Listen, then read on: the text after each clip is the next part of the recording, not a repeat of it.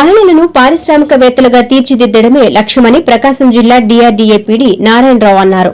లింగసముద్రం మండలం ముగిల్చర్ల, ఆర్ఆర్పాళెం గ్రామాలలో 33 మంది స్వయం సహాయక సంఘాల సభ్యులకు గేదెల కొనుగోలు నిమిత్తం 66 లక్షల రూపాయల చెక్కును ఆయన అందించారు.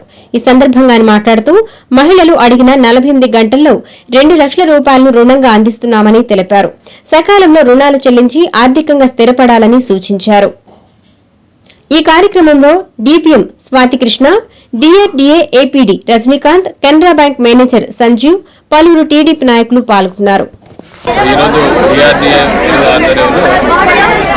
లింగసముద్రం మండలం మొగిల్చర్ల గ్రామంలో 32 వైష్ణవ గేదెలు గ్రహణం చేయడం జరిగింది.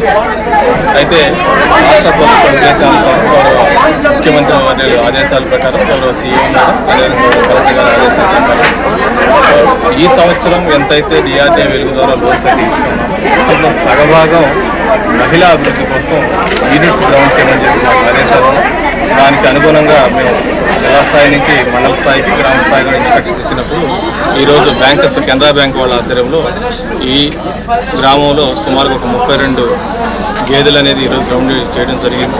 సో ఇది చాలా మంచి పరిణామం. ఇదే విధంగా జిల్లాలో ఉన్న 27 మండలాలకు సంబంధించి డిఆర్డీఏ వెలుగు స్టాఫ్ ఎవరైతే ఉన్నారో వాళ్ళు కూడా దీన్ని ఆదర్శంగా తీసుకొని వాళ్ళు కూడా యూనిట్స్ గ్రౌండ్ చేయని ఈ సందర్భంగా రిక్వెస్ట్ చేస్తూ, అదేవిధంగా మన డిఆర్డీఏ వెలుగు కింద స్త్రీనిధి కింద 48 గంటల్లో లోన్స్ ఇచ్చే అవకాశం ఉంది.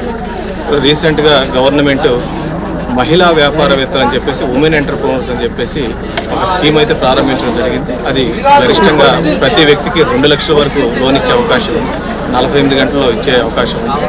సో ఈ ఆర్థిక సంవత్సరం రాష్ట్ర ప్రభుత్వం అదేవిధంగా డిఆర్డీఏ వెలుగు ప్రధానంగా ఇస్తున్న లోన్స్ అన్ని వేస్ట్ కాకుండా మహిళల అభివృద్ధి చెందడానికి ఏదో ఒక యూనిట్స్ పెట్టాలనే ప్రధాన ఉద్దేశం. రెండవ ఉద్దేశం వచ్చేసి ప్రతి ఇంటి నుంచి మహిళని వ్యాపారవేత్తగా తయారు చేయాలనే ఉద్దేశంతో రాష్ట్ర ప్రభుత్వం ప్రణాళికలు రచించింది. దాని అమలులో భాగంగా ఈరోజు ఈ గ్రౌండింగ్ చేయడం జరిగింది.